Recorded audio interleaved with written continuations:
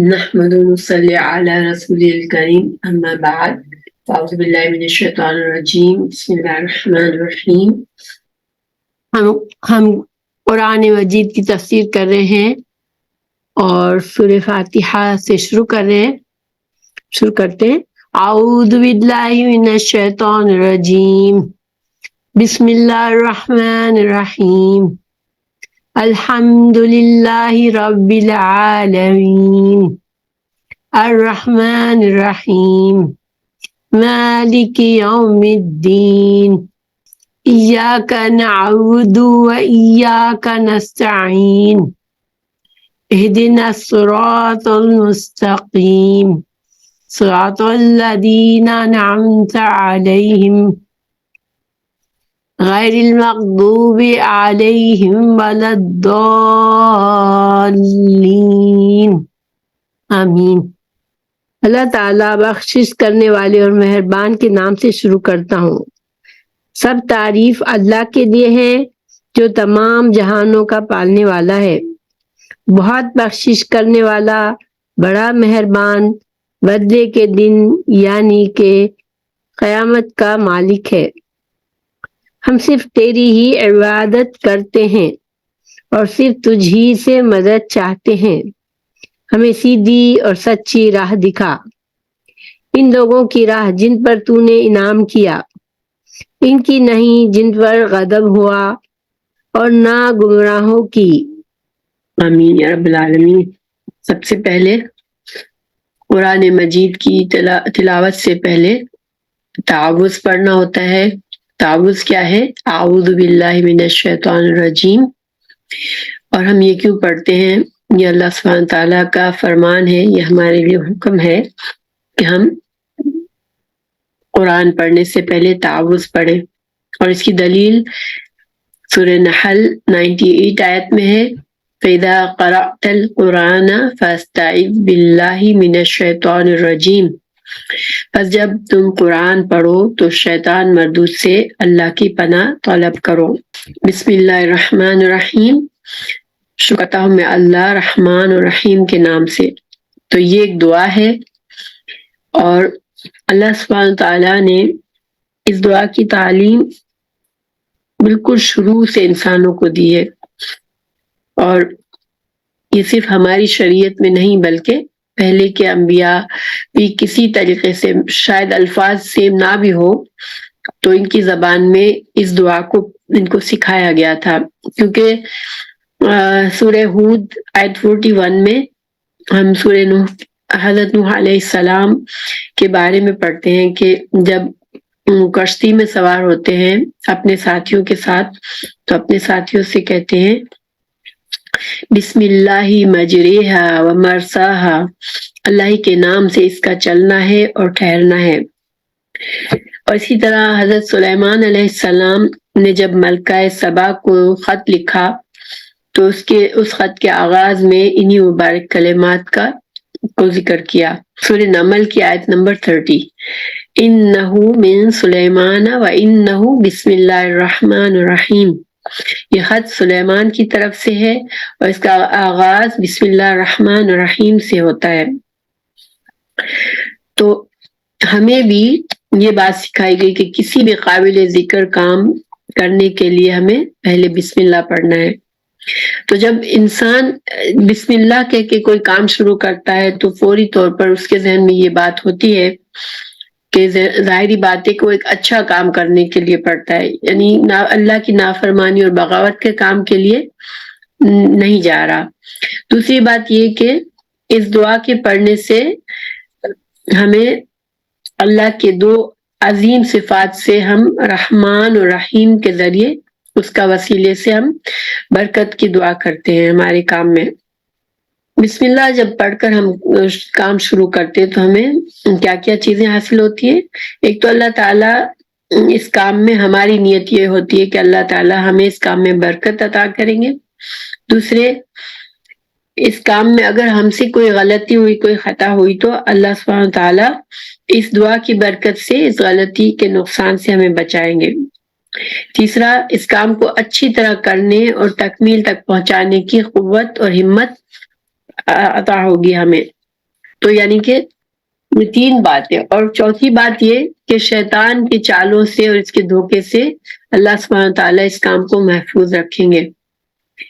اور 5ویں اور آخری بات کہ دنیا میں اس کام کو اللہ سبحانہ تعالیٰ ہمارے لیے مفید بنائیں گے، اور آخرت میں اللہ کی رضا کا ذریعہ، اللہ کی رضا حاصل کرنے کا ذریعہ بنے گا یہ کام ہمارے لیے.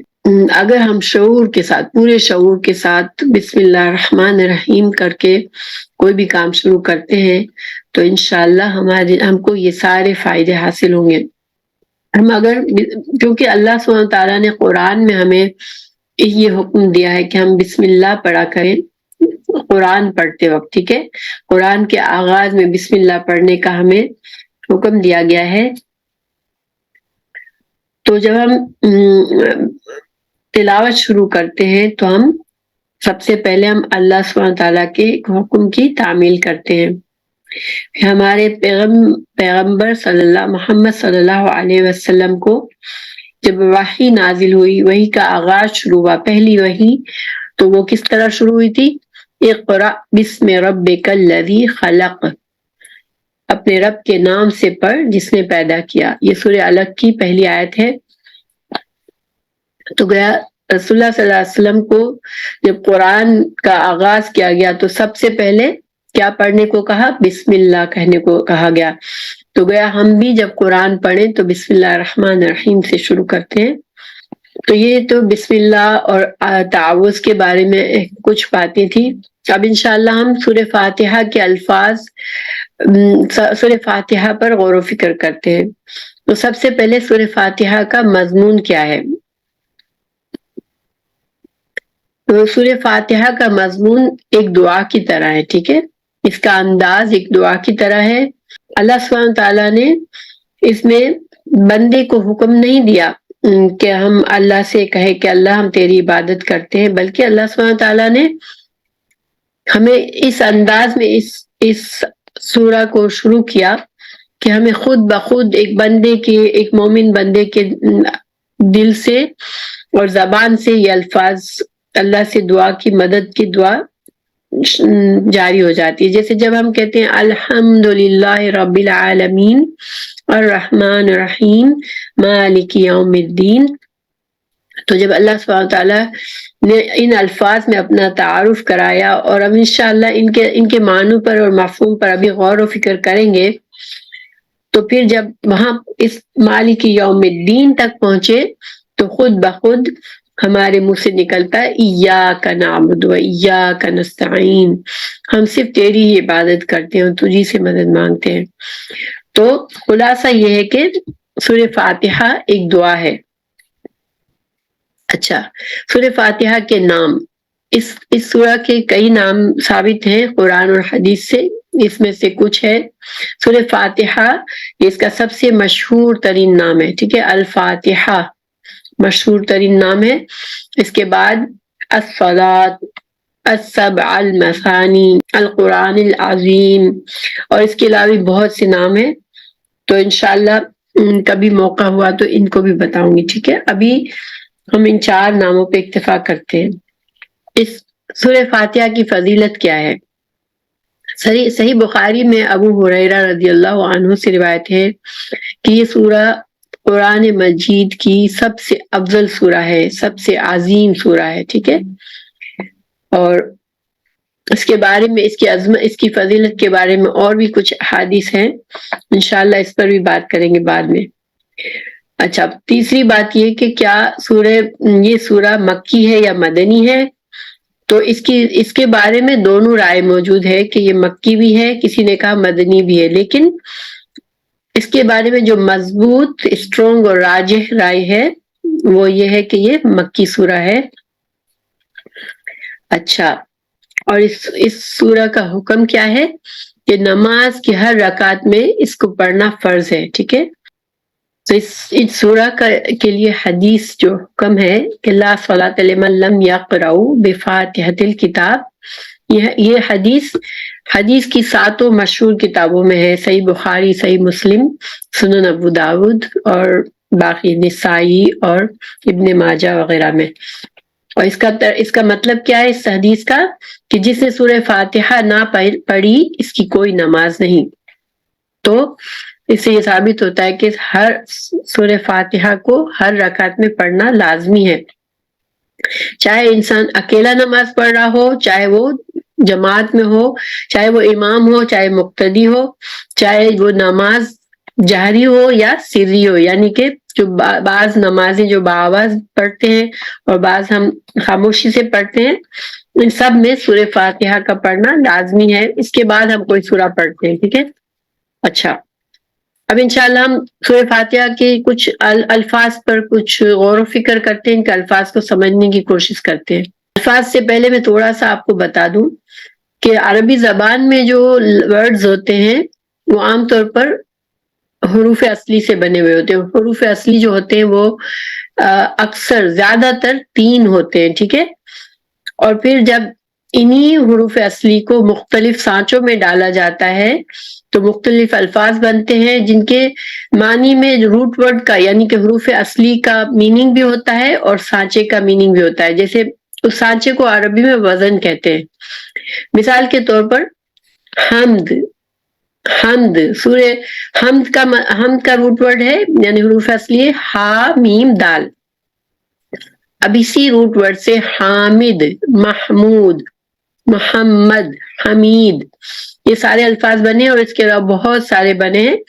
تو ان سب میں تعریف، حمد کا معنی تو ضرور ہوگا لیکن تھوڑا تھوڑا فرق ہوگا. جیسے حمد کا معنی ہے تعریف، حامد کا معنی ہے تعریف کرنے والا، محمود جس کی تعریف کی گئی، محمد یہ مصدر ہے، حمید بار بار تعریف کرنے والا. سورہ فاتحہ کے الفاظ الحمد سے شروع ہوتا ہے. الحمد یہ 2 لفظوں سے مل کے بنا ہے، ال اور حمد. لفظ ال جو ہے وہ آپ نے خود بھی قرآن پڑھتے ہیں انشاءاللہ تو آپ نے دیکھا ہوگا کہ ال جو ہے بہت سے اسماء کے شروع میں ہوتا ہے. حروف ال جو ہے وہ اسم پر آتا ہے. ٹھیک ہے، فعل پر نہیں آتا. تو ال کے کئی معنی ہیں.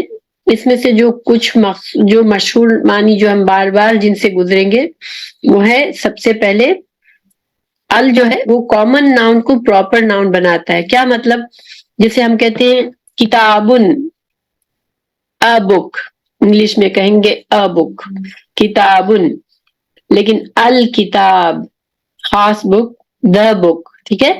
تو یعنی کہ کامن ناؤن کو پراپر ناؤن بناتا ہے. اور عربی میں اس کو ہم کہتے ہیں نکرہ کو، کامن ناؤن کو نکرہ کہتے ہیں. اور ال کے ساتھ جو نام ہوتا ہے اس کو معرفہ، خاص کہتے ہیں. ٹھیک ہے. معرفہ کا مطلب ہوتا ہے جس کی پہچان ہوتی ہے اور کامن ناؤن کو نکرہ کہتے ہیں جس کی ہمیں پہچان نہیں ہوتی. ٹھیک ہے. تو ال کے کئی معنی ہیں. تو اس میں سے پہلا معنی میں نے آپ کو بتایا کہ خاص کا معنی دیتا ہے یعنی کامن ناؤن کو پراپر ناؤن بناتا ہے. ال کا دوسرا معنی ہے تمام.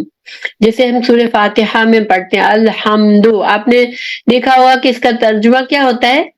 تمام تعریف، تمام تعریف. ٹھیک ہے. تو ال جو ہے یہ تمام کا معنی ال سے آ رہا ہے. ٹھیک ہے. تو ال جو ہے وہ تمام کا معنی دیتا ہے. اسی طرح کبھی کبھی جنس کا معنی دیتا ہے. جیسے والعصر ان الانسان لفی خسر. تو یہاں پر والعصر ان الانسان، الانسان سے مطلب ہے، دیکھیں انسان کا معنی ہوتا ہے آدمی. ٹھیک ہے. یعنی کہ انسان ہم سب سمجھتے ہیں انسان کی کیا معنی ہے، انسان آدمی. لیکن جب الانسان آیا تو اس کا مطلب ہے نوع انسانی یعنی تمام انسان. ٹھیک ہے. والعصر ان الانسان لفی خسر کا کیا معنی ہے کہ تمام انسان خسارے میں ہے. قسم ہے زمانے کی، تمام انسان خسارے میں ہے. تو ال کا دوسرا معنی کیا بتایا میں نے؟ تمام کا. ٹھیک ہے. اچھا، ال کا ایک اور معنی بھی جو سورہ فاتحہ میں ہی ہم پڑھیں گے اس کا وہ ہے وہ جو. دیکھیں المغضوب، المغضوب کا ترجمہ ہم کرتے ہیں وہ جو غضب کیے گئے. الضالین وہ جو گمراہ ہوئے. الصراط وہ جو سیدھا راستہ ہے، الصراط المستقیم وہ جو سیدھا راستہ ہے، ٹھیک ہے. تو وہ جو کا ترجمہ کہاں سے آ رہا ہے؟ یہ ال سے آ رہا ہے. تو ال کے یہ سارے معنی ہیں. اب حمد، لفظ حمد جو ہے وہ ہا میم دال سے بنا ہوا ہے. اس کا حروف اصلی ہا میم دال ہے، اور اس کے دو معنی ہوتے ہیں، ٹھیک ہے. اگر ہم حمد، لفظ حمد کا ترجمہ اردو میں کریں نا تو مکمل ترجمہ نہیں کر پاتے. کیوں؟ کہ اس کے اندر دو معنی ہوتے ہیں، ایک تعریف اور ایک شکر، ٹھیک ہے. تو حمد کا لفظ جو ہے نا صرف اور صرف اللہ سبحانہ تعالیٰ کے لیے استعمال ہوتا ہے. جب لوگوں کی تعریف کرتے تو ہم مدح کرتے، اردو میں مدح کہتے ہیں، یعنی تعریف کرنا. اور شکر کے لیے عربی میں شکرن. تو یعنی کہ حمد کا لفظ ایسا ہے جو خاص اللہ سبحانہ تعالیٰ کے لیے استعمال ہوتا ہے. تو اللہ حمد، الحمد، تو اس کا کیا معنی ہوا کہ اللہ سبحانہ تعالیٰ خود تعریف والا ہے. ایک معنی یہ ہوتا ہے اللہ سبحانہ تعالیٰ خود تعریف والا ہے، ٹھیک ہے. کیا مطلب ہے؟ دیکھیں کوئی چیز آپ کو خوبصورت لگتی ہے، ٹھیک ہے. کوئی بچہ ہے، کوئی لڑکی ہے، آپ کو خوبصورت لگتی ہے.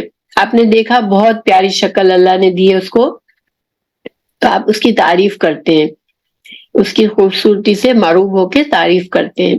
لیکن اس کا یہ مطلب نہیں ہے کہ آپ کو اس سے کوئی فائدہ پہنچائے، ٹھیک ہے. کیا ہوا کہ وہ اپنی ذات میں وہ پرسن خوبصورت ہے، یہ اس کی ایک ذاتی خوبی ہے کہ وہ خوبصورت ہے، لیکن اللہ سبحانہ تعالیٰ نے اس کو وہ صفت دی ہے، لیکن آپ کو ان کی اس صفت سے کوئی فائدہ نہیں پہنچ رہا، ٹھیک ہے. وہ تعریف ہم نے کی، کیوں؟ اس لیے کہ ہم متاثر ہوئے ان کی تعریف، ان کی خوبصورتی سے. لیکن شکر کیا ہوتا ہے؟ جب انسان کو کسی اور کے ذریعے سے فائدہ پہنچتا ہے، ٹھیک ہے.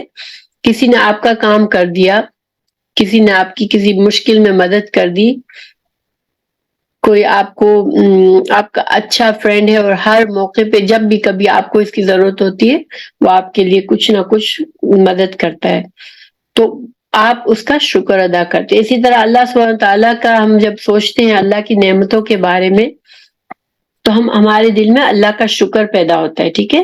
جب ہم حمد کہتے ہیں تو پھر ہمارے دل میں دونوں چیزیں ہوتی ہیں. ایک تو یہ کہ اللہ سبحانہ تعالیٰ خود تعریف کے قابل ہیں، اللہ سبحانہ تعالیٰ کی ذات بالکل، یعنی کہ ہم اس کا شکر کریں کہ نہ کریں، اللہ سبحانہ تعالیٰ اپنی ذات میں تعریف کے قابل ہیں. دوسرا یہ کہ اللہ سبحانہ تعالیٰ سے ہمیں بے شمار فائدے ہوتے ہیں، بے شمار نعمتیں اللہ سبحانہ تعالیٰ ہمیں عطا کرتے ہیں، تو اس وجہ سے ہم اللہ کی شکر مند ہیں. تو الحمد، تمام تعریف و شکر صرف اللہ سبحانہ تعالیٰ کے لیے ہے. یہ تو ہو گیا حمد کا معنی. اب دوسرا لفظ دیکھتے ہیں، للہ. للہ تو یہ بھی دو لفظوں سے مل کے بنا ہے. ایک ہے لام، کسرہ کے ساتھ لام، لی، اور دوسرا اللہ، لفظ جلالہ. تو جو لی ہے اس کا مطلب ہوتا ہے لیے، ٹھیک ہے. یہ حرف ہے اور اس کا مطلب ہے لیے. اچھا، ایک بات اور میں آپ کو بتا دوں کہ عربی زبان میں جو حروف ہوتے ہیں وہ صرف ایک الفابیٹ، ایک حروف پر بنے ہوئے نہیں ہوتے. بعض اوقات دو پر بھی ہوتے ہیں، دو سے بنے ہوتے ہیں. جیسے الہ کا مطلب ہوتا ہے طرف، وہ بھی ایک حرف سمجھا جاتا ہے عربی میں. اسی طرح من کا مطلب ہوتا ہے سے، ٹھیک ہے. تو یہ حرف جو ہے کبھی 3 لفظ سے بھی مل کے بنتے ہیں، کبھی 2 سے بھی، کبھی 1 سے بھی. لیکن وہ حرف کیوں کہلاتے ہیں کہ جب حرف کو اکیلا استعمال کریں، اکیلا بولے تو وہ سننے والوں کو پورا فائدہ نہیں دیتے. جیسے اگر میں کہتی ہوں لیے، تو اب صرف میں لیے کہہ کے چپ ہو جاتی ہوں تو سننے والے کو کوئی فائدہ نہیں پہنچتا. وہ ایک حرف جو ہے وہ کسی اسم اور فعل کے ساتھ ملتے ہیں جب فائدہ دیتے ہیں، ٹھیک ہے. جیسے الحمدللہ، تمام تعریف اللہ کے لیے. تو اب ہمیں لیے کا فائدہ سمجھ میں آیا، لیے کا مطلب صحیح سمجھ میں آیا. اللہ، یہ حرف اس کو ہم کہتے ہیں حرف جلالہ، اوکے. اور یہ اللہ سبحانہ تعالیٰ کا ذاتی نام ہے، ٹھیک ہے. اور اس میں کئی خصوصیات ہیں. اس لفظ کی 20 کے قریب خصوصیات علماء نے بتائی ہیں.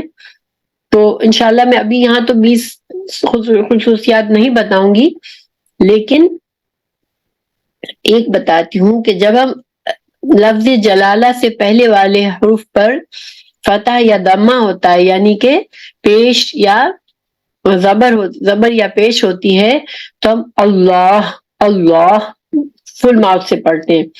اور جب لفظ جلالہ سے پہلے والے حروف پر کسرہ ہوتا ہے تو ہم للہ للہ آسان سافٹ پڑھتے ہیں. ٹھیک ہے، اللہ اللہ. اللہ جو ہے اس کے پہلے اگر زبر ہو تو یا ضمہ ہو تو اللہ، اس کے پہلے کسرہ ہو تو للہ سافٹ.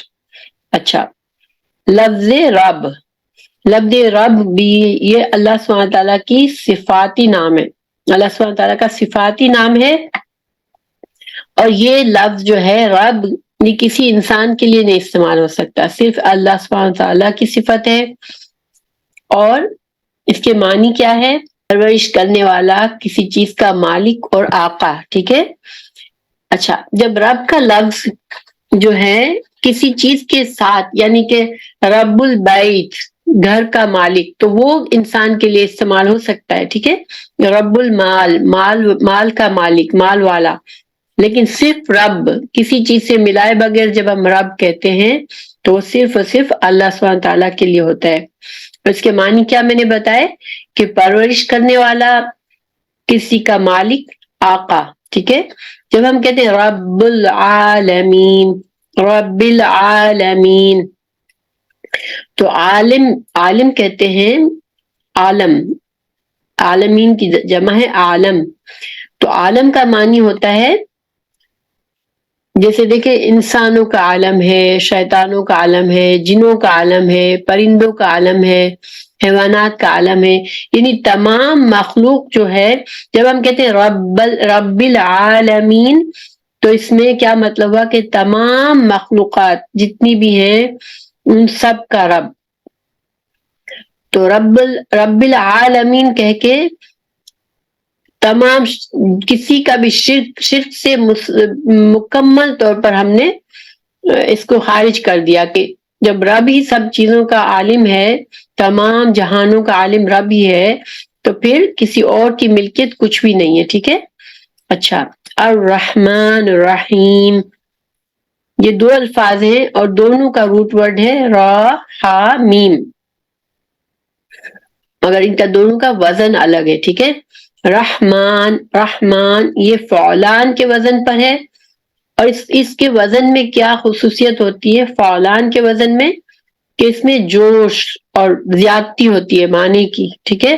جیسے مثال کے طور پر غضبان، غضبان غصے سے بھرا ہوا جب کوئی شخص ہوتا ہے اس کو کہتے ہیں غضبان.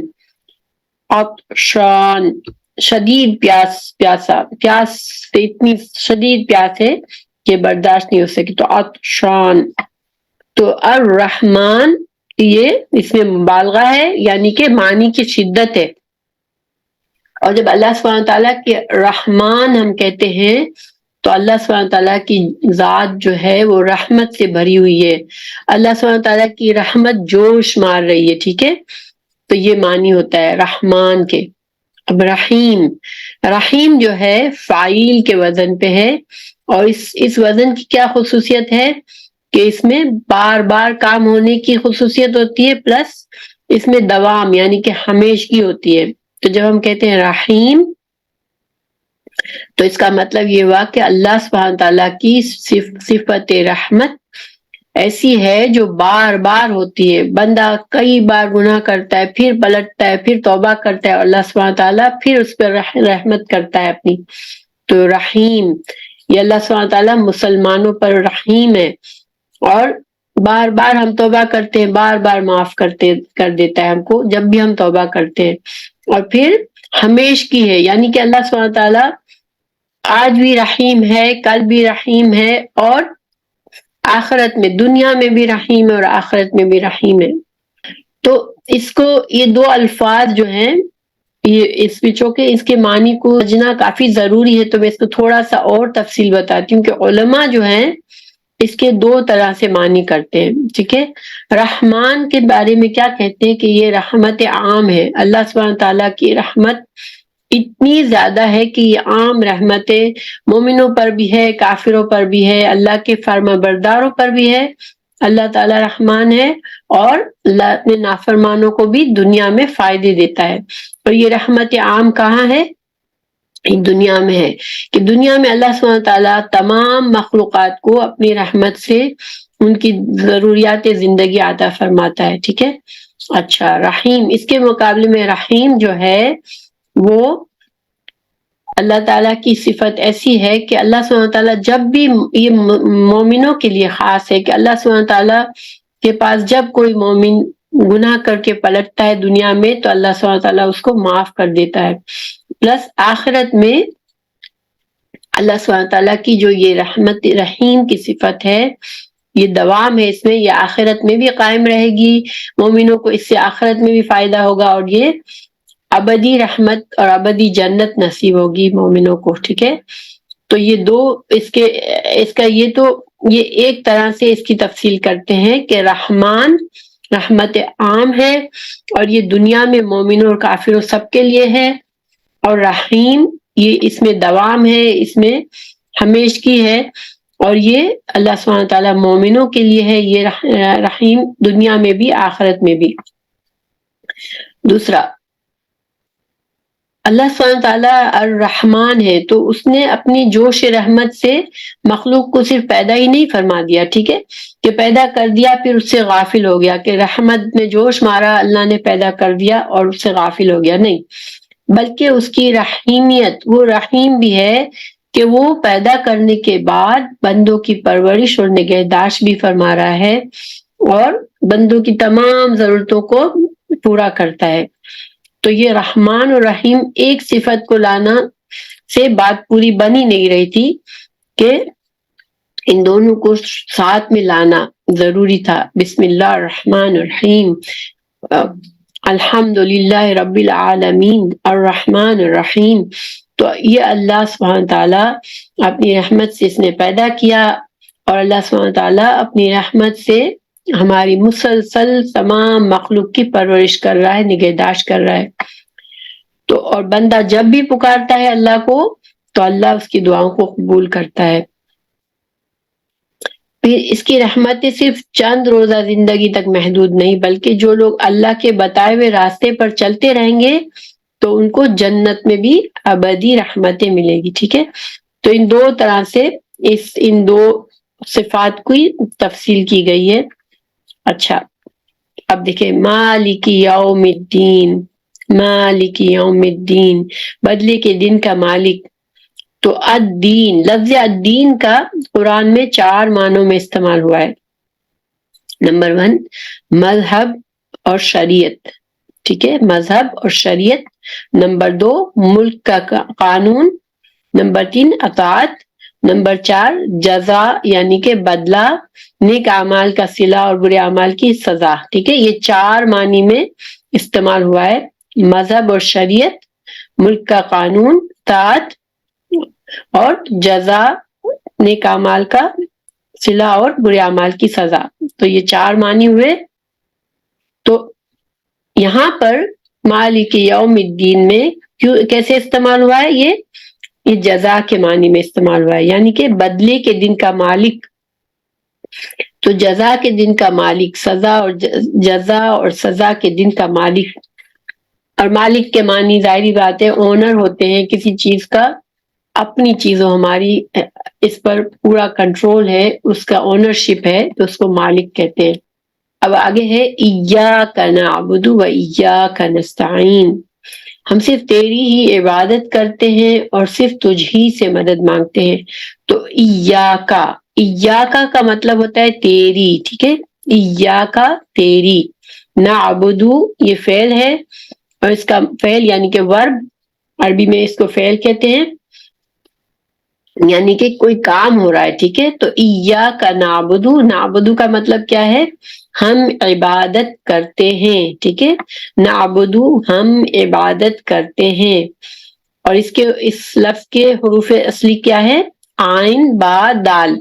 تو شروع میں جو نون ہے اس کا مطلب ہے ہم، ٹھیک ہے، اور آئین با دال عبد، عبد سے ہے یہ لفظ بنا ہوا، اور عبد جیسے آپ لوگ جانتے ہیں عبد کا مطلب غلام ہوتا ہے، تو یہ اسی لفظ سے بنا ہوا ہے عبد، اور اس کے لغت میں کیا معنی ہے کہ اپنے آپ کو انسان بہت حقیر اور بہت ہی زیادہ مسکین ایسا سمجھے، بہت کہ اس کی کوئی حیثیت ہی نہیں ہے، ٹھیک ہے۔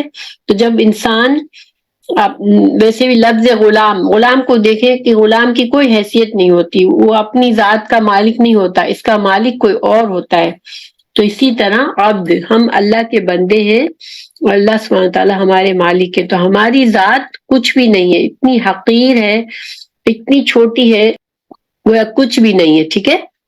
تو عبد نعبدو، تو نعبدو مانی ہم عبادت کرتے ہیں، تو شریعت میں جب ہم عبد کا لفظ کیسے نعبدو اس لفظ کا معنی شریعت میں کس طرح ہوتا ہے کہ اللہ تعالیٰ کے لیے دل میں انتہائی محبت کے ساتھ اس کے سامنے ذلت اور انکساری کا اظہار کیا جائے کہ اللہ میں تو کچھ بھی نہیں ہوں، تو ہی سب کچھ ہے، اور دل میں ہمارے محبت تو اللہ سبحانہ تعالیٰ کے لیے، ٹھیک ہے۔ تو جب آپ دیکھیں کہ جب انسان اس طرح سے کہتا ہے نعبدو اور دل میں محبت بھی ہے، اپنی ذلت اور انکساری بھی ہے، تو نیچرلی کہ اطاعت کا مفہوم بھی لازمی طور پر اس میں شامل ہو جاتا ہے، یعنی کہ جب ایک بندہ کہتا ہے کہ میں کچھ بھی نہیں ہوں، میں صرف غلام ہوں، تو پھر اس کا مطلب ہے کہ میں وہی کروں گا جو میرا آقا کہے گا، تو پھر اطاعت بھی یعنی کہ پیروی کرنا، بات ماننا، جو کہا جائے وہ کرنا، یہ سارے مفہوم بھی پھر اس میں آ جاتے ہیں، ٹھیک ہے۔ تو گویا کیا مطلب ہوا، اگر ہم اس کا مفہوم پر غور کریں اس سینس میں کہ یہ بندہ جو ہے وہ اللہ سبحانہ تعالیٰ کے سامنے اپنے آپ کو کمتر اظہار کر کے وہ اس چیز کا اعتراف کرتا ہے کہ اللہ تو مالک ہے میرا، تو میں وہی کروں گا جو تو چاہے گا، جس طریقے سے تو چاہے گا میں اس طرح سے زندہ رہوں گا اور اپنی زندگی کے تمام معاملات کو تیری مرضی کے مطابق کروں گا، ٹھیک ہے۔ تو نعبدو میں لفظی معنی تو حقارت اور انکساری اور عاجزی اور محبت کا اظہار تھا، لیکن اس میں مفہوم کیا آ گیا، اطاعت کا بھی آ گیا کہ میں تیرا فرما بردار بنوں گا۔ ظاہری بات ہے کہ غلام کے پاس تو چوائس ویسے بھی نہیں ہوتی، وہ تو اپنے مالک کا فرما بردار ہونا ہی ہے اس کو۔ یہ جو عبد کا لفظ قرآن میں خود بھی اطاعت کے معنی میں بھی استعمال ہوا ہے، دیکھیں سورہ یاسین میں آیت 60 ہے، اللہ تعبدوا الشیطان انہ لکم عدو مبین، اے لوگو تم شیطان کی عبادت تابعداری نہ کرو، وہ تو تمہارا کھلا دشمن ہے۔ تو یہاں پر نعبدو لا تعبدو،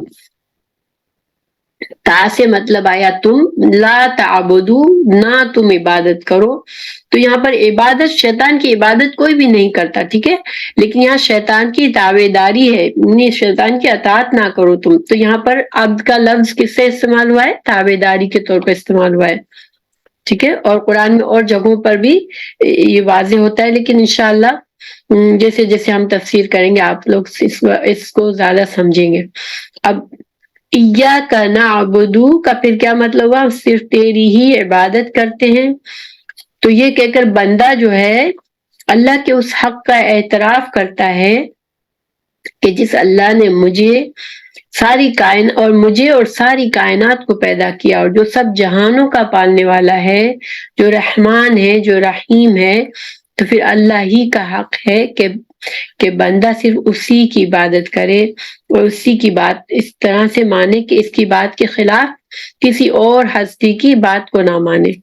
ایک تھوڑا سا میں آپ کو گرامر کے پوائنٹ سے اس بات کو سمجھاتی ہوں کہ یہاں پر جب ہم ترجمہ پڑھتے ہیں ایاک نعبدو، تو ہم یہ نہیں کہتے کہ تیری عبادت کرتے ہیں ہم، چونکہ لفظی معنی ایاک کا مطلب ہے تیری، نعبدو کا مطلب ہے ہم عبادت کرتے ہیں، لیکن پھر ہم ترجمہ جب پڑھتے ہیں تو لکھا ہوا ہوتا ہے ہم صرف تیری ہی عبادت کرتے ہیں، تو یہ تیری ہی، صرف تیری ہی کا مطلب کہاں سے آیا، تو دیکھیں عربی زبان میں جب کس جملے میں الفاظ کو اپنی جگہ سے ہٹا کے آگے یا پیچھے کر دیتے ہیں تو معنی میں تبدیلی آتی ہے، ٹھیک ہے، بات میں زور پیدا ہو جاتا ہے. اور حسر کا مطلب خاص معنی پیدا ہو جاتا ہے. تو جب ہم نے نعبدو ایاکا، ہم عبادت کرتے ہیں تیری کو، ایاکا نعبدو ہو گیا، یہ نعبدو ایاکا سے ایاکا کو لا کر نعبدو سے پہلے رکھ دیا گیا، تو پھر معنی میں زور پیدا ہو گیا اور ایک حسر پیدا ہو گیا کہ صرف تیری، صرف اور صرف تیری ہی عبادت کرتے ہیں. کہ جب الفاظ کو آگے پیچھے کرتے ہیں تو یہ ہمیشہ بامقصد ایک زور پیدا کرتا ہے بات میں. تو ایاکا نعبدو اصل میں تھا نعبدو ایاکا، ہم عبادت کرتے ہیں تیری، پھر ایاکا کو آگے کر دیا گیا. اسی طرح نستعین، ایاکا نستعین، تو نستعین کا روٹ ورڈ ہے، حروف اصلی ہے عین، واو اور نون.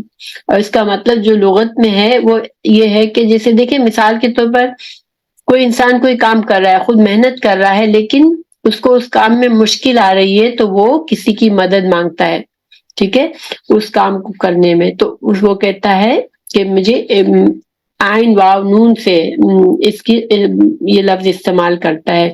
تو ہم جب نستعین کہتے ہیں تو اس کا مطلب یہ ہوا، ایاکا نستعین کا کیا مطلب ہوا کہ اللہ میں تو کوشش کر رہا ہوں، میں تو محنت کر رہا ہوں کہ میں تیرا فرما بردار بن جاؤں، میں ہر چیز تیری مرضی سے کروں، لیکن مجھے یہ کام بہت مشکل ہے، تو میری مدد کر، میں تیری مدد چاہتا ہوں اس میں، ٹھیک ہے.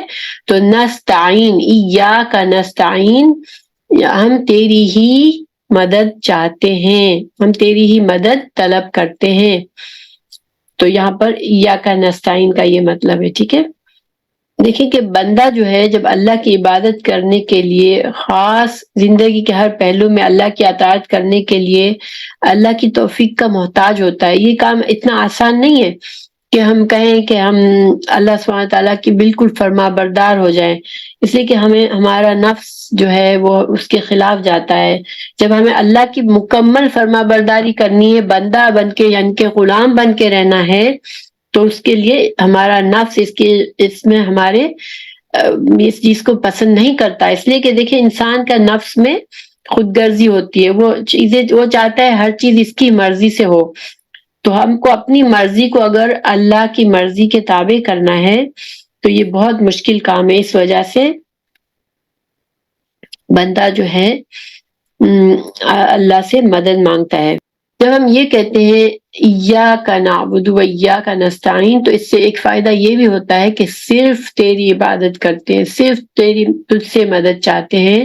تو پھر ہم نے شرک کو بالکل ختم کر دیا. ہم اللہ سبحانہ تعالیٰ کے ساتھ اللہ کی ذات میں کسی کو شریک نہیں کرتے. ہماری بندگی بھی اللہ کے لیے، اور ہم تمام مدد مانگنا بھی اللہ ہی سے ہے. تو شرک کی نفی ہو جاتی ہے، ٹھیک ہے. اب آگے ہے اہدنا الصراط المستقیم، ہم کو راستہ دکھا، ہم کو ہدایت دے سیدھے راستے کی، سیدھے راستے کی ہدایت دے. تو لفظ ہدایت اہدنا، نا کا مطلب ہوتا ہے ہم کو، اہدے کا مطلب ہے ہدایت دے. تو ہدایت، لفظ ہدایت کا روٹ ورڈ ہے ہا دال یا، ٹھیک ہے، ہا دال یا. یہاں پر اہدنا میں یا نظر نہیں آ رہا ہم کو، لیکن یہ اس لیے نظر نہیں آ رہا کہ عربی میں حروف یا اور حروف واو جو ہیں ان کو حروف علت کہتے ہیں، اور یہ ان کو حروف علت یعنی کمزور لیٹرز کہتے ہیں. اور بعض اوقات حروف کی خوبصورتی کو قائم رکھنے کے لیے اور اختصار کے لیے ان کو گرا دیا جاتا ہے، ٹھیک ہے. تو یہاں اہد میں یا کو گرا دیا گیا ہے، ٹھیک ہے. تو اس کا روٹ ورڈ ہے ہا دالیا. اب اس میں اس کا کیا مطلب ہے اہدنا، اہدنا. تو ہم پہلی بات یہ امر ہے، امر کا صیغہ ہے، اور ہم اللہ سبحانہ تعالیٰ سے التجا کر رہے ہیں کہ اللہ تو ہمیں ہدایت دے، ہدایت دے. اب ہدایت کیا ہوتی ہے؟ ہدایت میں 3 چیزیں ہیں، ٹھیک ہے. راستہ دکھا، نمبر 1 راستہ دکھا، نمبر 2 راستے پر چلنے کی توفیق عطا فرما، نمبر 3 منزل مقصود تک پہنچا. یہ 3 معنی پائے جاتے ہیں اہدے میں، ٹھیک ہے، ہدایت میں. تو قرآن میں یہ لفظ جو ہے یہ مختلف معنوں میں استعمال ہوا ہے. کہیں راستہ دکھانے کے مطلب میں بھی استعمال ہوا ہے، کبھی توفیق اور منزل مقصود تک پہنچانے کے معنی میں بھی ہوا، یعنی تینوں معنی میں بھی استعمال ہوا ہے اور صرف راستہ دکھانے کے معنی میں بھی استعمال ہوا ہے. جیسے مثال کے طور پر سورہ شورا کے آیت نمبر 52 میں رسول اللہ صلی اللہ علیہ وسلم سے فرمایا گیا وَإِنَّكَ لَتَهْدِي إِلَى صِرَاطٍ مُسْتَقِيمٍ، اور بے شک آپ جو ہیں لوگوں کو راستہ دکھاتے ہیں، آپ ہدایت دیتے ہیں لوگوں کو سیدھے راستے کی. تو یہاں پر کون سی ہدایت ہے؟ یہاں پر معنی ہے کہ آپ راستہ دکھاتے ہیں، سیدھا راستہ دکھاتے ہیں لوگوں کو، ٹھیک ہے. لیکن دوسری جگہ پر سورہ القصص میں آیت 56 میں ہے اِنَّكَ لَا تَهْدِي مَنْ أَحْبَبْتَ، بے شک آپ ہدایت نہیں دے سکتے جس کو آپ چاہے. تو یہاں پر لا تہدی نہیں ہدایت دے سکتے. تو دیکھیں پہلی آیت میں کہا گیا کہ آپ ہدایت دیتے ہیں، اب اس میں کہا گیا آپ ہدایت نہیں دے سکتے، آپ ہدایت نہیں دیتے، جس کو آپ چاہیں اس کو آپ ہدایت نہیں دے سکتے. تو یہاں پر کیا فرق کیا ہے دونوں میں کہ دوسری بار یہ جو ہدایت ہے لا تہدی میں، اس میں ہدایت اپنے تینوں معنی کے ساتھ ہے کہ آپ راستہ تو دکھا سکتے ہیں لیکن آپ کسی کو توفیق اور استقامت نہیں دے سکتے کہ وہ منزل تک پہنچ جائے، ٹھیک ہے.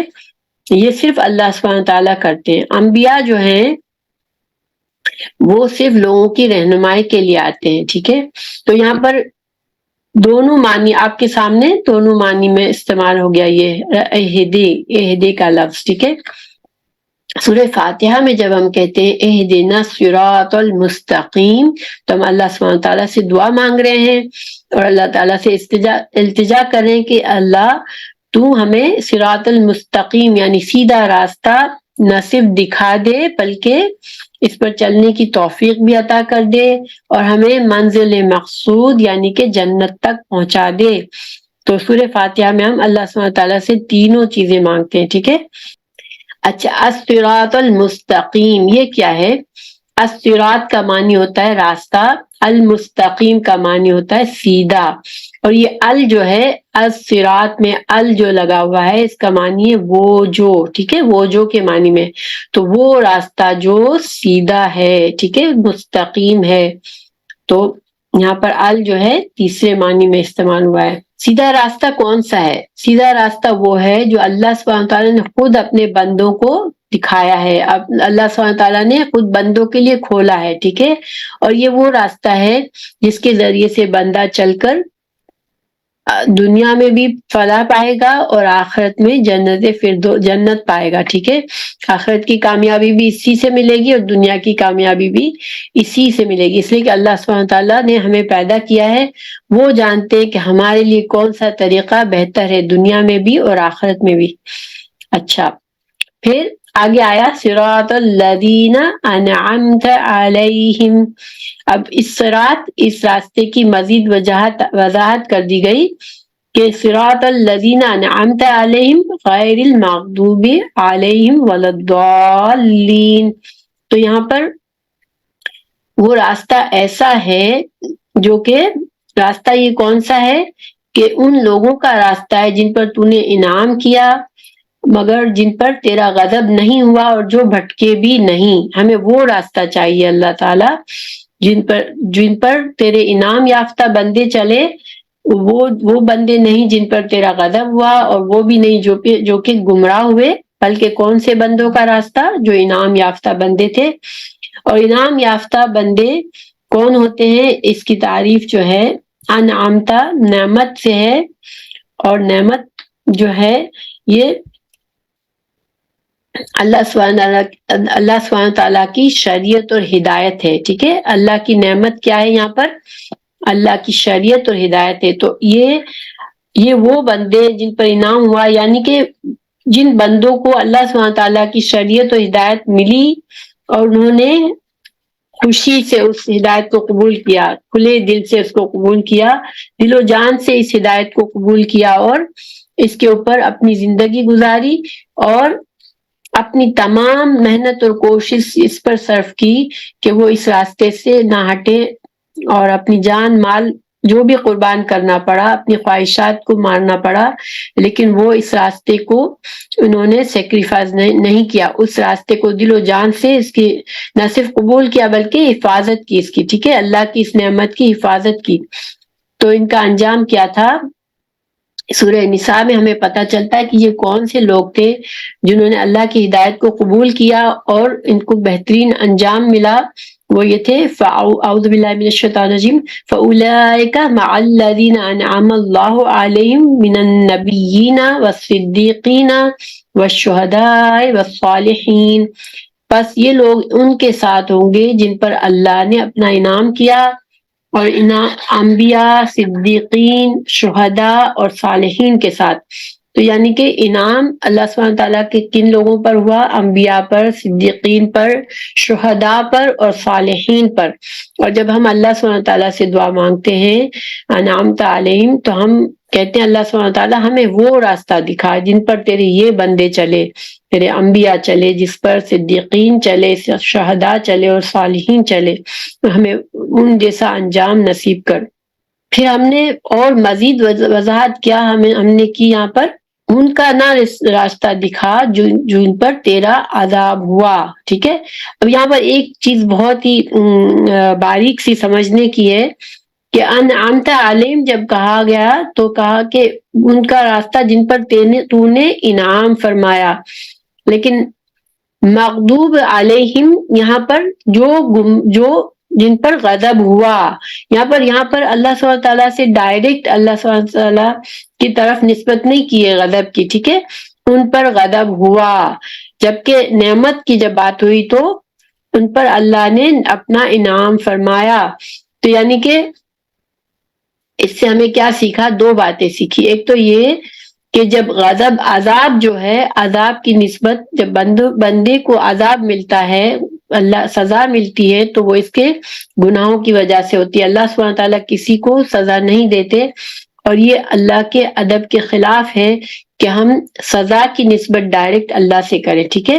تو جب انعام ہوتا ہے، وہ چاہے کتنا بھی نیک بندہ ہو، لیکن اگر اس کو اصل تو ہدایت بھی اللہ کے انعام سے ملتی ہے نا، تو اس وجہ سے نعمت جو ہے وہ ہمیشہ اللہ سبحانہ تعالیٰ کی رحمت سے ملتی ہے انسان کو۔ کوئی انسان یہ نہیں کہہ سکتا کہ میں نے اس کو کمایا ہے، اللہ کی نعمت کو کمایا ہے، نہیں، اللہ سبحانہ تعالیٰ خود انعام جن پر کرتے ہیں تو یہ اللہ ہی کی طرف سے ہوتا ہے۔ اس وجہ سے انعمت علیہم، تو نے انعام کیا، مغضوب علیہم جن پر غضب ہوا، ٹھیک ہے، جن پر غضب ہوا۔ اچھا، اسی طرح اب مغضوب علیہم کون لوگ ہیں؟ تو اس کے بارے میں صحابہ کرام اور بہت سے علماء نے تفسیر یہ کی ہے کہ یہ یہود ہیں، اس لیے یہودی لوگ ہیں۔ کیوں؟ کہ اللہ سبحانہ تعالیٰ نے بے شمار انبیاء ان کے لیے اتارے، اور انہوں نے اس کے باوجود اللہ کے فرما بردار بن کے نہ رہ سکے، بلکہ انبیاء کو قتل کیا، بہت سے انبیاء کو جھٹلایا، بہت سے انبیاء کو قتل کیا۔ اور جب حضرت عیسیٰ علیہ السلام آئے تو یہودیوں نے پہچان لیا تھا کہ یہ اللہ کے رسول ہیں، لیکن انہوں نے پھر بھی اپنی خواہشات کی پیروی کی اور حضرت عیسیٰ علیہ السلام کو نہ مانا، بلکہ ان کو قتل کرنے کی سازشیں کی۔ اسی طرح جب رسول اللہ صلی اللہ علیہ وسلم آئے تو ان کو پتا تھا، ان کی کتابوں میں آپ صلی اللہ علیہ وسلم کی تمام نشانیاں موجود تھی، لیکن انہوں نے اپنی ضد اور حسد کی وجہ سے آپ کو رسول ماننے سے انکار کیا، حالانکہ وہ آپ کے مبعوث ہونے سے پہلے وہ آپ کا انتظار کر رہے تھے کہ رسول آئے گا اللہ کا۔ لیکن جب ان کو پتا چلا کہ یہ نبی تو بنی اسماعیل میں سے آ گیا، بنی اسرائیل کے بجائے، تو پھر یہ حسد اور بغض میں انہوں نے انکار کر دیا، تو اس وجہ سے اللہ کے غضب کا نشانہ ہوئے۔ یعنی کہ ان کے پاس علم تھا، لیکن اس کے باوجود انہوں نے اللہ کی فرما برداری نہ کی، عمل نہ کیا، تو وہ اللہ کے غضب کا شکار ہوئے۔ اچھا، پھر ولدالین، وہ لوگ جو گمراہ ہوئے. تو گمراہ یہ کون ہے؟ جنہوں نے خود پورا علم حاصل ہی نہ کیا بلکہ سنی سنائی باتوں پر ہی مان لیا اور اندھی تقلید کر دی، دوسرے لوگوں کی اندھی تقلید کی، کبھی صحیح علم حاصل کرنے کی کوشش ہی نہ کی. تو پھر کیا نتیجہ ہوا کہ وہ گمراہ ہو گئے. اور اس کے بارے میں علماء نے یہ کہا کہ یہ نصارہ ہے. اور نصارہ کیونکہ دیکھیں نصارہ جو تھے ان کو کچھ لوگوں نے اپنی خواہشات کی پیروی میں، کچھ ان کے علماء نے، کچھ یہودی علماء نے ان کو گمراہ کرنے والا عقیدہ دیا کہ حضرت عیسیٰ اللہ کے بیٹے ہیں اور 3 خدا ہیں، فادر، سن اور ہولی گوسٹ. اور جو بعد والے تھے انہوں نے کبھی خود سے اللہ کی کتابوں کو پڑھنے، صحیح علم حاصل کرنے کی کوشش بھی نہیں کی، بلکہ ان پہلے والوں کی تقلید کرتے رہے. تو اس وجہ سے وہ بھی گمراہ ہو گئے. تو ہم کو اللہ سبحانہ تعالیٰ نے سکھایا کہ نہ ہمیں مغضوب علیہ کا راستہ چاہیے، نہ ہمیں ضالین کا راستہ چاہیے. تو مسلمان بھی آج بہت سے مسلمان آپ نے دیکھے کہ قرآن اور سنت کے انہیں تعلیم نہیں حاصل کرنی ہوتی ہے، صحیح علم نہیں حاصل کرنا ہوتا، بلکہ وہ صرف اندھی تقلید کرتے رہتے ہیں. ان کے خواہش کے مطابق کا دین ان کو چاہیے ہوتا ہے، اور ان کو جو بتا دیا گیا وہ بس اسی پر یقین کر کے بس اپنی زندگی بھر چلتے رہتے ہیں. تو وہ پھر وہ بھی راستے سے ہٹ جاتے ہیں. تو ہمیں یہ بات سکھائی گئی کہ علم حاصل کرنا ضروری ہے. انسان اس سے عذاب سے بچ نہیں سکے گا. اگر انسان کہے گا کہ میں تو لا علمی میں گمراہ ہو گیا تو وہ بچے گا نہیں. کیوں کہ اللہ سبحانہ تعالیٰ نے سورہ فاتحہ ہمیں ہی بتا دیا، ہمیں ان سے پناہ مانگنے کی سکھایا کہ جن پر غضب ہوا اور جو گمراہ ہوئے لا علمی میں، ان سب سے اللہ ہمیں تو بچا، ہمیں ان کا راستہ دے جو کہ انعام یافتہ ہے. اور انعام یافتہ وہ لوگ تھے جن کو اللہ کا علم ملا، اللہ کی ہدایت کا علم ملا، اور انہوں نے اس ہدایت کو قبول کیا. ٹھیک ہے. سورہ فاتحہ کے آخر میں آمین کہنا، تو اس کے بارے میں رسول اللہ صلی اللہ علیہ وسلم نے بڑی تاکید فرمائی ہے اور اس کی فضیلت بیان فرمائی ہے. اسی وجہ سے جب نماز میں امام اور مقتدی ہر ایک کو آمین کہنی چاہیے. نبی کریم صلی اللہ علیہ وسلم جہری نمازوں میں اونچی آواز سے آمین کہا کرتے تھے، اور صحابہ بھی، حتیٰ کہ مسجد گونج اٹھتی تھی. اور آمین کے معنی کیا ہے؟ تو اس کے مختلف معنی کیے گئے ہیں. ایک معنی یہ ہے کہ اسی طرح ہو، اور دوسرا معنی ہے ہمیں نامراد نہ کرنا، اور تیسرا معنی ہے اللہ ہماری دعا قبول فرما لے. تو یہ سارے معنی کیے جاتے ہیں آمین کے. اچھا، سورہ فاتحہ کا مضمون کیا ہے؟ مضمون کہتے ہیں ٹاپک. ٹھیک ہے، ٹاپک ہر کتاب کا، ہر کوئی ہم رسالہ پڑھتے ہیں اس کا ایک ٹاپک ہوتا ہے. تو ٹاپک یعنی مضمون دعا ہے. اصل میں یہ دعا ہے. اللہ تعالیٰ نے بندے کو سورہ فاتحہ میں سکھایا ہے کہ اللہ سے دعا کیسے مانگنی ہے. ٹھیک ہے. اور اللہ سبحانہ تعالیٰ نے یہ بھی بتایا ہے کہ کون سی چیز ایسی ہے جس کی دعا ضروری ہے مانگنا، وہ بھی بتایا ہے سورہ فاتحہ میں. تو سورہ فاتحہ کا مضمون کیا ہے؟ دعا ہے. دیکھیں، جب انسان بسم اللہ الرحمن الرحیم پڑھ کے الحمدللہ رب العالمین کہتا ہے تو یہ اصل میں کیا کرتا ہے؟ اللہ کی حمد و ثنا کرتا ہے. ٹھیک ہے. پھر یہ کہتا ہے الرحمن الرحیم، بہت زیادہ مہربان اور بار بار رحم فرمانے والا. پھر مالک یوم الدین، مالک ہے بدلے کے دن کا. تو جب ہم اتنا کہتے ہیں تو اصل میں یہ سارا کیا ہے؟ اللہ سبحانہ تعالیٰ کا تعارف ہے. بندہ اللہ کی حمد کر رہا ہے، اللہ تعالیٰ کی تعریف کر رہا ہے کہ اللہ تمام تعریف، تمام شکر اللہ کے لیے ہے جو کہ رب ہے، پالنے والا ہے تمام جہانوں کا، اور وہ رحمان ہے، بہت زیادہ رحم کرنے والا ہے، اور وہ رحیم ہے، بار بار رحم کرنے والا ہے. اور یہ آخرت کے دن میں کسی کی کوئی ملکیت نہیں ہوگی بلکہ صرف اللہ ہی مالک ہوگا. تو یہ ساری کیا ہے؟ یہ اللہ سبحانہ تعالیٰ کی تعریف کرنے کے بعد بندہ اللہ سے اقرار کرتا ہے ایاک نعبد و ایاک نستعین، میں ہم صرف تیری ہی عبادت کرتے ہیں اور صرف تجھ ہی سے مدد مانگتے ہیں۔ تو یہ بندے کا عمل ہے۔ دیکھیے بندہ جب اقرار کرتا ہے تو یہ اپنی زبان سے ایک نیک کام کر رہا ہے، اپنے دل سے اور زبان سے بندہ کہتا ہے کہ اللہ میں صرف اور صرف تیری ہی عبادت کرتا ہوں اور صرف تیری ہی مدد چاہتا ہوں۔ تو یہاں تک یہ بندے نے پہلے تعریف کی اللہ کی، پھر اس نے اپنے نیک کام کا وسیلہ دیا، یعنی کہ ریفرنس دیا کہ اللہ تو میرے اس نیکی کی وجہ سے میری دعا قبول کر لے۔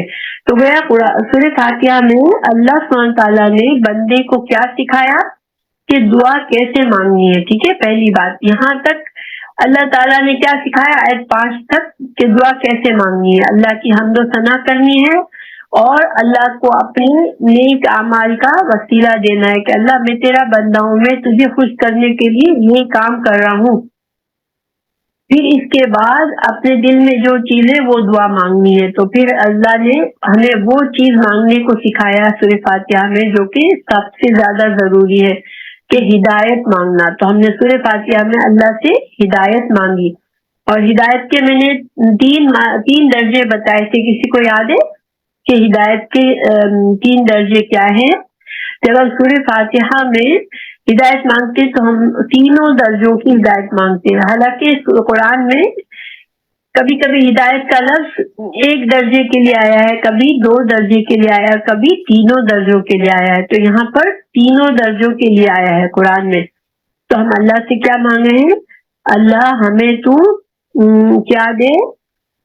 سیدھا راستہ دکھا دے، ٹھیک ہے۔ نمبر 1 سیدھا راستہ جو ہمیں تیری طرف لے جائے، تیری رضامندی کی طرف لے جائے۔ پھر اللہ ہمیں توفیق دے دے کہ ہم اس راستے پر چلتے رہیں، ثابت قدمی دے دے۔ پھر نمبر 3 یا اللہ ہمیں کامیابی دے دے، اس راستے پر چل کر ہم جنت تک پہنچ جائے اور تجھ کو راضی کر لے۔ تو یہ اصل میں ہم نے اللہ سے ہدایت کی دعا مانگی۔ تو سورہ فاتحہ کا مضمون کیا ہے؟ دعا ہے، ٹھیک ہے۔ آپ لوگوں کو یاد ہونا چاہیے کہ سورہ فاتحہ کا ٹاپک کیا ہے؟ دعا ہے، ٹھیک ہے۔ میں نے کچھ سوالات بھی کہے تھے، مگر اگر آپ لوگوں نے کچھ لوگوں نے مجھے دے دیے، ارم آپ لوگوں کو میں اردو میں ای میل کر دوں گی پہلے سبق کے بھی اور دوسرے سبق کے بھی سوالات، تو آپ کی ممی آپ کو ریڈ کر کے بتا دے گی اور آپ کو ان کے سوال کا جواب لکھنا ہے، ٹھیک ہے، انشاءاللہ۔ اوکے، اس لیے کہ جب سوالوں کے جواب آپ لکھیں گے تو آپ کو سبق یاد ہوگا انشاءاللہ۔ پھر سورہ فاتحہ کا کے بعد جب ہم پورا پڑھتے ہیں تو اس کے بعد ہم کیا کرتے ہیں؟ اللہ سے دعا مانگ لی تو اب آمین کہتے ہیں۔ اور آمین کا کیا مطلب ہوتا ہے؟ جی ہاں، ریکارڈنگ۔ آمین کا مطلب ہوتا ہے اللہ قبول کر لے، ٹھیک ہے۔ تو آمین کیا ہے کہ اللہ قبول کر لے، دعا ہے، اس وجہ سے اس میں آمین کہنا ضروری ہے آخر میں۔ اچھا، پھر سورہ فاتحہ سے ہم نے کیا سیکھا؟ اس کا سبق دیکھیں، جب ہم کوئی بچوں کو ہم کوئی اسٹوری سناتے ہیں تو اس کا ہم یہ بھی بتاتے ہیں کہ اس اسٹوری میں کوئی نہ کوئی بچے کے لیے سیکھنے کی بات ہوتی ہے نا۔ جیسے چھوٹے بچوں کو ہم اسٹوری سناتے ہیں تو اس میں کوئی چیز ہمیں سیکھنے کے لیے اس میں سبق ہوتا ہے۔ تو سورہ فاتحہ جو کہ اللہ کی کتاب ہے، تو سورہ فاتحہ کو ہم پڑھتے ہیں تو اس سے ہم نے کیا سیکھا؟ تو اس میں اصل میں بندے کو اللہ سبحانہ تعالیٰ کی توحید کا سبق ملتا ہے۔ تو توحید کیا ہے؟ کسی کو پتہ ہے لفظ توحید کا کیا معنی ہے؟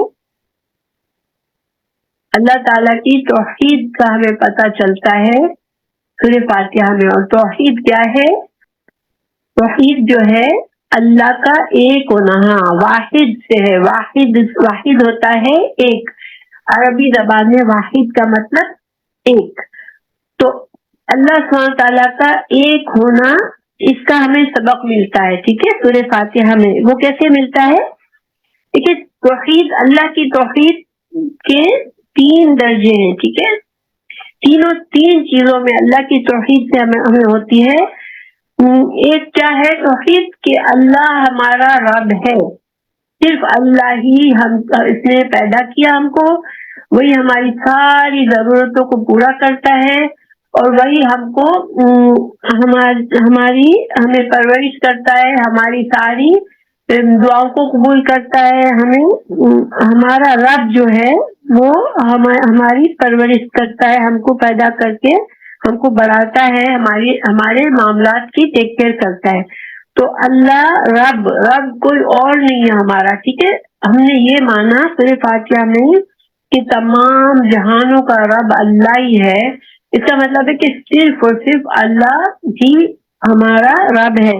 تو ہم نے توحید، اللہ کے رب ہونے میں توحید کا اقرار کیا کہ صرف اور صرف اللہ ہی رب ہے، اللہ ہی ہماری ضرورتوں کو پوری کرتا ہے، اور اللہ ہی ہمیں پالتا پوستا ہے، اللہ ہی نے ہمیں پیدا کیا ہے، اور وہی ہم کو موت بھی دے گا ایک دن، اور وہی ہمیں اٹھائے گا بھی۔ تو جب ہمیں کہاں سے پتا چلا یہ الحمدللہ رب العالمین، ہم نے جب یہ کہا کہ اللہ کے لیے تمام تعریف اور شکر صرف اور صرف اللہ کے لیے ہے جو کہ تمام جہانوں کو پالنے والا ہے، جب ہم نے یہ ٹکڑا کہا تو ہم نے کیا کیا؟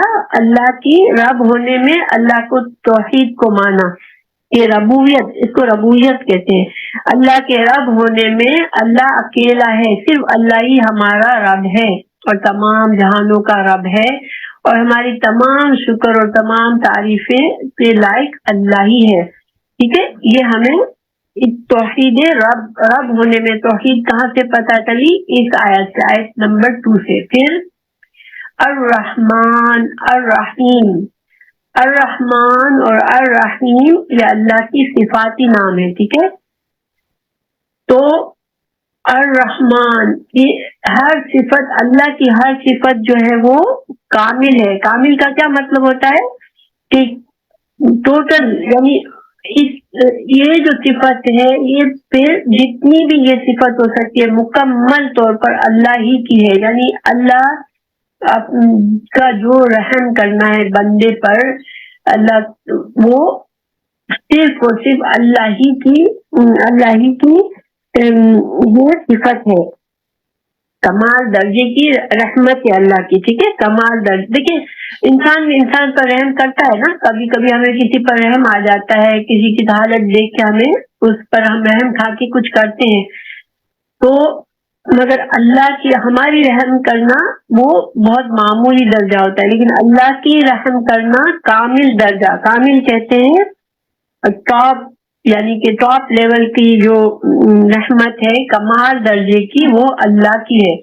اسی طرح تو ہم نے جب یہ ٹکڑا کہا الرحمن الرحیم مالک یوم الدین، کہ صرف اکیلا قیامت کے دن کا، ڈے آف ججمنٹ کا مالک ہے، بدلے کے دن کا مالک ہے، الرحمن ہے، الرحیم ہے، اور اکیلا بدلے کے دن کا مالک ہے۔ تو یہ کہہ کر ہم نے اللہ کی اسماء اور صفات میں توحید سیکھی کہ اللہ کی جتنی بھی ایٹریبیوٹس ہیں، جتنی بھی صفات ہیں، اس میں اللہ اکیلا ہے، یعنی کوئی اس کے مقابلے کا نہیں ہے، کوئی اس میں شریک نہیں ہے۔ اللہ کی طرح اللہ کے ساتھ کوئی بھی ہم کسی کو نہیں ملا سکتے کہ ہاں اللہ بھی رحیم ہے اور یہ بندہ بھی رحیم ہے، نہیں، ہم یہ نہیں کہہ سکتے، ٹھیک ہے، چاہے وہ کتنا بھی نیک بندہ ہو، بڑے درجے کا ہو، کوئی انبیاء ہو، ہم اللہ کی صفت میں کسی کو شامل نہیں کر سکتے، ٹھیک ہے۔ یہ بات کلیئر ہے آپ لوگوں کے لیے؟ جہاں کہیں مشکل ہو لکھ دے مجھے تاکہ میں آپ کو اور ایکسپلین کر سکوں۔ تو ہم نے دو چیزوں میں توحید سیکھی، پہلے اللہ کے رب ہونے میں توحید، پھر اللہ کے رحمان اور رحیم اور مالک یوم الدین ہونے میں اللہ اکیلا ہے۔ اسی طرح ہم نے یہ مانا کہ اللہ کی ہر صفت، جتنی بھی صفات اللہ کی بیان کی گئی ہے قرآن میں، ان سب میں اللہ اکیلا ہے، کوئی اس میں شامل نہیں ہے، اللہ کی طرح کوئی بھی نہیں ہے۔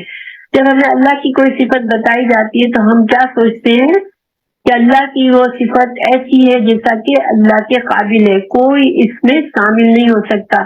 کہ قرآن میں بعض اوقات کہا گیا اللہ کا ہاتھ، اللہ کا چہرہ، اللہ کی پنڈلی، ان سب کے بارے میں ہم کیا یقین رکھتے ہیں کہ اللہ کی صفات ایسی ہے جیسی اس کی شان کے لائق ہے، جو اللہ کی ہم اس کو ایکسپلین نہیں کر سکتے کیسی ہے، ہم کیا کہتے ہیں یہ ایسی ہے جیسے کہ اللہ کے لائق ہے. Like means what ever suits ہم، اس کے جتنا لیول اللہ کے سوٹ کرنے کا ہے اتنے اس حد تک وہ ہے. پھر توحید اور اللہ کو اللہ ماننے میں، معبود ماننے میں. دیکھیں معبود کیا ہوتا ہے؟ جس کی عبادت کی جاتی ہے. ٹھیک ہے، ہم مسلمان ہم کسی کی عبادت نہیں کرتے سوائے اللہ کے، ہم کسی کی عبادت نہیں کرتے، اور جس کی عبادت کرتے ہیں وہ کیا ہوتا ہے؟ وہ ہمارا معبود ہوتا ہے. تو جب ہم کہتے ہیں کہ اللہ ہم تیری ہی عبادت کرتے ہیں، ایاک نعبد و ایاک نستعین، تو ہم نے توحید اللہ کے الہ ہونے میں، معبود ہونے میں اللہ کو ایک ماننے کا ہم نے یقین کیا اور ہم نے زبان سے اقرار کیا. تو توحید کا تینوں مطلب سمجھ میں آ گئے. پہلے مطلب اللہ رب ہونے میں اکیلا ہے. دوسرا مطلب اللہ کی جتنی صفات ہے اس میں وہ اکیلا ہے. تیسری توحید اللہ عبادت کے لیے صرف وہی، ہم جس کی عبادت کرتے ہیں تو اللہ ہماری عبادت کے لیے اللہ اکیلا ہے، ہم کسی اور کی عبادت نہیں کرتے.